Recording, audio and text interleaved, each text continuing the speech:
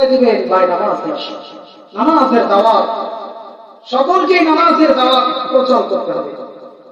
82 বার আল্লাহ তাআলা বললেন আকিমুস সালাত, নামাজ কায়েম করো, নামাজ কায়েম করো। আল্লাহ তাআলা একবার বলে যথেষ্ট ছিল, বারবার বললেন। কেন?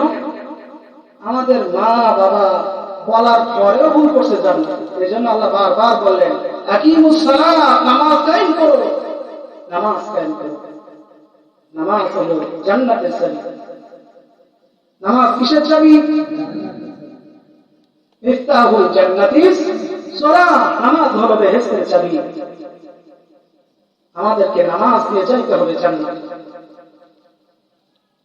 কিয়ামতের ময়দানে আল্লাহ তাআলা সর্বপ্রথম বান্দার কাছে প্রশ্ন করবেন, আউয়ালু মা ইউহাসাবু বিহিল আবদু ইয়াওমাল কিয়ামাতিস সালাত। কিয়ামতের ময়দানে বান্দার কাছে সর্বপ্রথম যে প্রশ্ন করা হবে, বান্দা নামাজ আদায় করেছিলে কিনা। নামাজের হিসাব আল্লাহ তাআলার দরবারে দেওয়া লাগবে। নামাজ হলো, আমি মাদের সাথে উদাহরণ বলি, নামাজ হলো এক, আর যত আমল দেখবেন সব হলো শূন্য। যার নামাজ নাই, পিছনে কোনো সুন্দর মূল্য নাই, যা কিছু করবেন সব শূন্য। সামনে হলো নামাজ এক, যদি না থাকে সুন্দর কোনো মূল্য নাই। 100 টাকায় যদি আপনি এক কেটে দেন, কোনো মূল্য আছে? মূল্য নাই। এজন্য নামাজ আগে থাকতে হবে। যার নামাজ আছে তার সমস্ত আমল আল্লাহ তাআলা গ্যারান্টেড।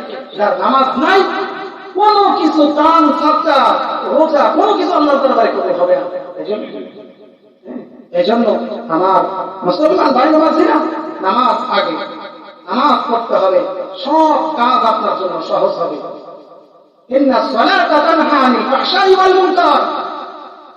নামাজ সমস্ত ফাহিশা বাজে কাজ থেকে মানুষকে ফিরায় দেয়। এই কোরআন এসেছে আপনার আমার জন্য, হিদায়াতের জন্য। সূরা ইব্রাহিমের ভিতরে আল্লাহ তাআলা বলেন, কিতাবুন আনজালনাহু ইলাইকা লিতুখরিজান নাসা মিনাজ যুলুমাতি ইলান নূর। আপনি কোরআনের কাছে প্রশ্ন করেন, ওগো কোরআন, কেন তুমি নাযিল হয়েছ? তোমার কারণ কি? কেন তুমি দুনিয়ায় এসেছো?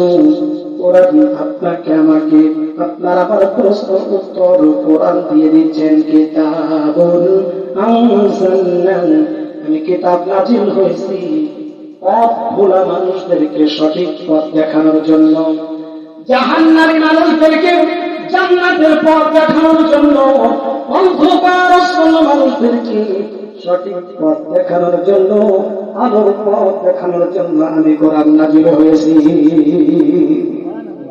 এজন্য কোরআনের কাছে আসতে হবে, কোরআনের কাছে আসতে হবে, কোরআন বুকে ধারণ করতে হবে, কোরআন অনুযায়ী জীবন করতে হবে, তাহলে আল্লাহ বরকত দিবে।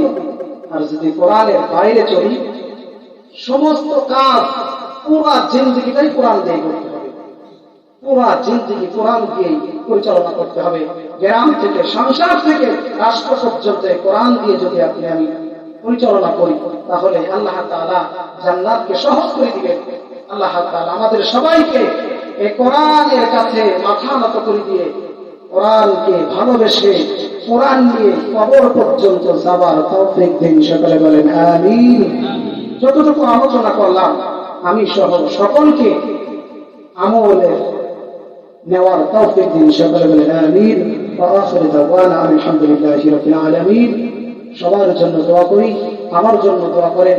যতটুকু এলেন, হাদিস একটা পড়ছিলাম, বাল্লিগু আন্নি ওয়ালাউ আয়া, যতটুকু জ্ঞান যদি একটা হাদিসও তোমার ভিতরে থাকে, সঠিক কথাও তোমার যদি ভিতরে থাকে, প্রচার করো আল্লাহ রাসূলের কথা। এজন্য যতটুকু এলেন আমার ভিতরে আল্লাহ তাআলা দান করছেন, পুরা দুনিয়ার জন্য এই কথাগুলো, কোরআন এবং হাদিসের হক কথাগুলো নির্দ্বিধায় নির্ভয়ে মানুষের কাছে পৌঁছায় দিতে পারি। দোয়া চাই সবার জন্য। আমি আল্লাহ তাআলার কাছে দোয়া করি আপনাদেরকে সুস্থতা দান করুন। সকলে বলেন আমিন। ওয়া আখিরু দাওয়ানা আলহামদুলিল্লাহি রাব্বিল আলামিন। আসসালামু আলাইকুম ওয়া রাহমাতুল্লাহি ওয়া বারাকাতুহু।